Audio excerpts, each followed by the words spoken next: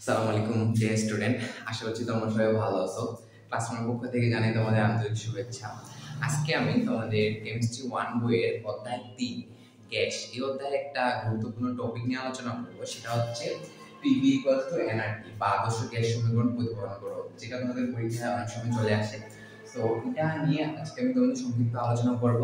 So let's get start the video. তো দেখো, আদর্শ গ্যাস সমীকরণ বা পিভি ইকুয়ালস টু এনআরটি, ঠিক আছে? এটা জানার আগে আমাদের আগে জানতে হবে গ্যাস আসলে কি জিনিস, ঠিক আছে? অধ্যায় দিনে যেটা মূল টপিক গ্যাস, ঠিক আছে? আমি যদি বলি একটু ব্রেকডাউন করে, তাহলে গ্যাস আসলে কি জিনিস। গ্যাস হচ্ছে একটি পদার্থ। আমরা ছোটবেলা থেকে পড়ে আসছি গ্যাস হচ্ছে মানে পদার্থ হচ্ছে তিন প্রকার: কঠিন, তরল, বায়ু। আমরা বলতে পারি গ্যাস হচ্ছে কি একটি পদার্থ। এর সংকোচনশীল এবং প্রসারণশীল কি বৈশিষ্ট্য রয়েছে বা ধর্ম রয়েছে। গ্যাস হচ্ছে, গ্যাসকে যদি আমরা চাপ প্রয়োগ করি এবং তাপ কমাই, গ্যাসকে যদি আমরা একটা প্রেসারাইজ সিচুয়েশনে রাখি এবং সেটা যদি তাপ কমায় নিই, তাহলে সেটা লিকুইডে পরিণত হয়। গ্যাস থেকে কিসে পরিণত হবে? তরলে পরিণত হবে, ঠিক আছে?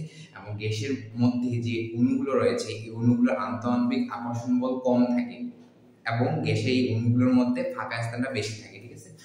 তাহলে গ্যাসকে আমরা পড়লাম, ঠিক আছে? গ্যাসটা আমি যদি একটা তোমাদের সংক্ষিপ্ত এক্সাম্পল দিই, যেমন ধরো বেলুন, ঠিক আছে?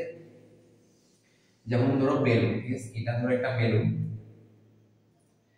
এটা হচ্ছে একটা বেলুন, হ্যাঁ? এই বেলুনের মধ্যে যে কণাগুলো থাকে, ঠিক আছে? এই যে বেলুনের মধ্যে যে অণুগুলো থাকে, এই অণুগুলো এক অন্যের সঙ্গে অনেক দূরে দূরে অবস্থান করে এবং এর মধ্যে আন্তঃআণবিক আকর্ষণ বলটা খুব কম থাকে, ঠিক আছে? আমরা যদি এই গ্যাসকে যদি চাপ প্রয়োগ করি, ঠিক আছে, প্রেসার ক্রিয়েট করি এবং সেটা যদি টেম্পারেচারটা যদি কমাই নিই, ঠিক আছে, তাহলে সেটা গ্যাস থেকে কিসে পরিণত হবে? তরলে পরিণত হবে, ঠিক আছে? এন্ড আমি হচ্ছে এই যে গ্যাসের মধ্যে যে অণুগুলো রয়েছে, ঠিক আছে, গ্যাসের মধ্যে যে অণুগুলো রয়েছে, এই অণুগুলো কোন একটা মানে এই বেলুনটাকে প্রেসারাইজ সিচুয়েশনে রাখে। সবসময় কি সিচুয়েশনে রাখে? প্রেসারাইজ সিচুয়েশনে রাখে। এই জন্য এই অণুগুলো যখন এই মানে বেলুনটাকে প্রেসারাইজ সিচুয়েশনে রাখে, তখন এই অণুগুলো তোমার মানে গ্যাসের যে একটা বেলুনের যে একটা আকার আছে, সেই আকারটা ধারণ করে এবং বেলুনটা আস্তে আস্তে কি হয়? স্ফীত হয়, ঠিক আছে? সো এই যে গ্যাসের এবং এই বেলুনটার মধ্যে একটা সঞ্চিত কাইনেটিক শক্তি, গতিশক্তি কাজ করে। এন্ড তোমার গ্যাসের যে আয়তন, ঠিক আছে, এখানে গ্যাসের কি কাজ করবে? এক প্রকার আয়তন থাকে, ঠিক আছে? এই আয়তনটা আবার কতগুলো ফ্যাক্টরের উপর নির্ভর করে, ঠিক আছে? গ্যাসের আয়তনটা কতগুলো ফ্যাক্টরের উপর নির্ভর করে। একটা হচ্ছে পি এর উপর নির্ভর করবে, একটা হচ্ছে টি এর উপর নির্ভর করবে, একটা হচ্ছে এন এর উপর নির্ভর করবে, ঠিক আছে? গ্যাসের কি আয়তন আছে, ঠিক আছে? গ্যাসের আয়তনটা এই তিনটা ফ্যাক্টরের উপর নির্ভর করে। এই তিনটা ফ্যাক্টরকে আমরা তিনটা সূত্রের মাধ্যমে প্রতিপাদন করে আজকে দেখব পিভি ইকুয়ালস টু এনআরটি কিভাবে প্রতিপাদন করা হয়। ওকে, সো দেন শুরু করি তাহলে। পিভি ইকুয়ালস টু এনআরটি হচ্ছে তোমার তিনটা সূত্র। একটা হচ্ছে বয়েলের সূত্র, একটা হচ্ছে চার্লসের সূত্র, একটা হচ্ছে অ্যাভোগাড্রোর সূত্র, ঠিক আছে? রবার্ট বয়েলের ল নিয়ে আমরা ফার্স্টে যদি পড়ি, সো দেখো, এক নম্বর সূত্র হচ্ছে বয়েলের সূত্র অনুসারে, বয়েলের সূত্রানুসারে, বয়েলের সূত্র অনুসারে হচ্ছে কি যে বয়েলের সূত্রটা হচ্ছে এরকম। যদি আমি ব্যাকগ্রাউন্ড একটু পড়ি, যদি বলি, বয়েলের সূত্র হচ্ছে স্থির চাপে, স্থির চাপে না, স্থির তাপমাত্রায় চাপ হবে তোমার কিসের ক্ষেত্রে? চার্জের সূত্রের ক্ষেত্রে। বয়েলের সূত্র হচ্ছে স্থির তাপমাত্রায় কোনো নির্দিষ্ট পরিমাণ গ্যাসের উপর প্রয়োগকৃত চাপ তার আয়তনে কি ব্যস্তানুপাতিক হারে কাজ করবে। ইটস মিন আমি যদি লিখি ভি ব্যস্তানুপাতিক 1/p, ঠিক আছে? যখন কি থাকবে? যখন টি এর মানটা কি থাকবে? ধ্রুবক থাকবে, ধ্রুবক থাকবে। যখন কি থাকবে? টি এর মানটা কি থাকবে? ধ্রুবক থাকবে। তাহলে আমরা কি বললাম? যে স্থির তাপমাত্রায় বয়েলের সূত্র যখন আমরা পড়ব, কি থাকবে? স্থির তাপমাত্রা থাকবে। তাপমাত্রা স্থির রেখে যখন আমরা কোনো গ্যাসের চাপটা বাড়াবো, তখন সেই গ্যাসের আয়তনটা কমে যাবে। আবার যখন তাপমাত্রাটা স্থির রেখে কোনো গ্যাসের আমরা চাপটা কি করবো? কমাবো, তখন আয়তনটা কি যাবে? বাড়ে যাবে, মানে ব্যস্তানুপাতিক হারে কাজ করবে। চাপকে যদি আমরা বাড়াই, আয়তন কমবে, ওই গ্যাসের আয়তন, ঠিক আছে?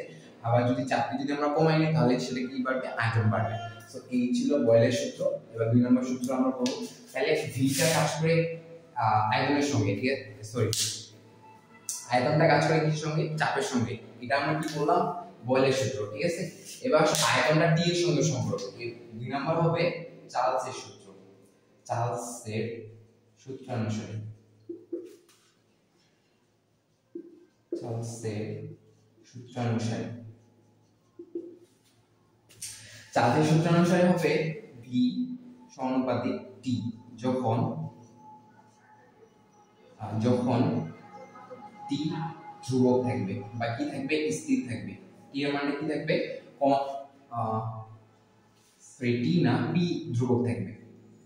p কি থাকবে ধ্রুবক থাকবে। আমি যদি বলি চার্লসের সূত্র অনুসারে মানে চার্লসের সূত্রটা হচ্ছে এরকম যে স্থির চাপে কোনো নির্দিষ্ট পরিমাণ গ্যাসের আয়তন তার উপর প্রয়োগকৃত চাপে সমানুপাতিক মানে সমানুপাতিক হারে কাজ করবে। যদি আমরা কোনো গ্যাসের তাপমাত্রাকে বাড়াই, ঠিক আছে, তাপমাত্রাকে বাড়াই আয়তনও বাড়বে, ঠিক আছে। চাপকে স্থির রেখে যদি কোনো গ্যাসে আমরা কি করি তাপমাত্রাকে বাড়াই তাহলে সেটা আয়তন বাড়বে, আবার চাপকে স্থির রেখে যদি কোনো গ্যাসে আমরা তাপমাত্রাকে কমাই তাহলে সেটার আয়তনও কি করবে কমবে। এই ছিল তোমার চার্লসের সূত্র। এবার 3 নাম্বার যেটা হলো সেটা হচ্ছে অ্যাভোগাড্রোর সূত্র।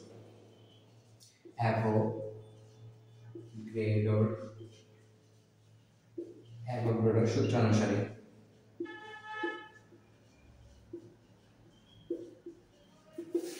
অ্যাভোগাড্রোর সূত্রটা হচ্ছে এরকম যে অ্যাভোগাড্রো বলতেছে আমার সময় দুইটা স্থির থাকবে, টিও স্থির থাকবে পিও স্থির থাকবে, মানে তাপমাত্রাও স্থির থাকবে প্রেসারটাও চাপটাও কি থাকবে স্থির থাকবে। তো অ্যাভোগাড্রোর সূত্রটা হচ্ছে স্থির চাপে এবং তাপমাত্রায় সময়ান্তরে গ্যাসের সমানুপাতিক কি থাকবে কোণ থাকবে। ইটস মিন এটা তোমার অ্যাভোগাড্রোর সূত্র হবে v সমানুপাতিক n যখন কি থাকবে দুইটা স্থির থাকবে t ও p তাপমাত্রা ও প্রেসার কি থাকবে স্থির থাকবে বা ধ্রুবক, ঠিক আছে। এই দুটো মান কি থাকবে কনস্ট্যান্ট থাকবে এবং কাজ হবে কার v এবং n এর মোল সংখ্যা, ঠিক আছে।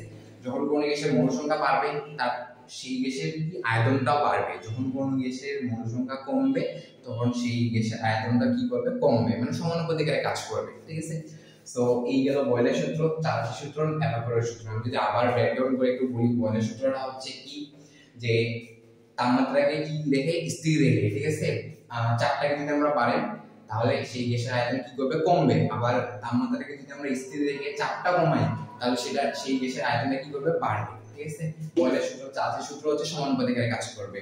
যখন টি দিয়ে মানে প্রেসারকে চাপকে স্থির রেখে যদি আমরা সেই গ্যাসের আয়তনটা সেই গ্যাসের তাপমাত্রাকে বাড়াই তাহলে আয়তন বাড়বে, সেই গ্যাসের যদি তাপমাত্রাকে কমে নিই তাহলে কি করবে আয়তনটা কমে যাবে।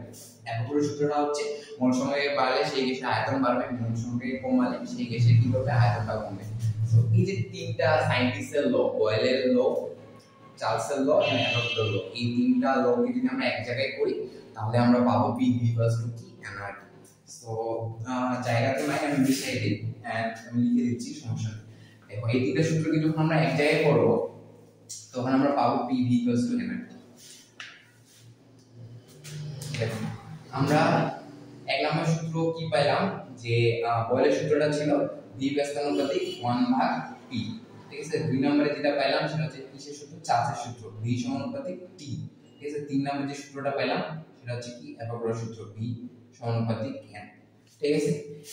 বয়েলের সূত্রের ক্ষেত্রে কি স্থির ছিল তোমার হচ্ছে t টা কি ছিল ধ্রুবক ছিল বা স্থির ছিল, t ধ্রুবক থাকবে। চার্লসের সূত্রের ক্ষেত্রে কি থাকবে p টা ধ্রুবক থাকবে এন্ড অ্যাভোগাড্রোর ক্ষেত্রে দুইটাই p ও t ধ্রুবক বা কনস্ট্যান্ট বা স্থির মান থাকবে। সো এই যে তিনটা সূত্র, হ্যাঁ, প্রথম দ্বিতীয় তৃতীয়, এই তিনটাকে যদি আমরা একত্র করি 1 নং 2 নং 3 নং সূত্রকে একত্রে করে পাই, সূত্রকে একত্রে করে পাই। এই তিনটা সূত্রকে যদি আমরা একত্র করি তাহলে হবে এরকম যে v ব্যস্তানুপাতিক 1/p সমানুপাতিক t n, হ্যাঁ। তারপর হচ্ছে v সমানুপাতিক ঘূর্ণনের জন্য কি দিলাম p টা নিচে আছে রাখলাম, এই দুটাকে উপরে দিলাম, হ্যাঁ। তারপরে হচ্ছে সেকেন্ড লাইনে এই p টাকে তুমি এই পাশে নিয়ে আসো, p টাকে যদি আমি এই পাশে নিয়ে আসি pv n kT, দেখো এরকম একটা ফরম্যাট চলে আসছে। তো দেখো আমরা লিখতে পারি pv n RT, ঠিক আছে। এর জায়গায় আমরা r লিখবো, ঠিক আছে। r হচ্ছে গ্যাসের মোলার আপেক্ষিক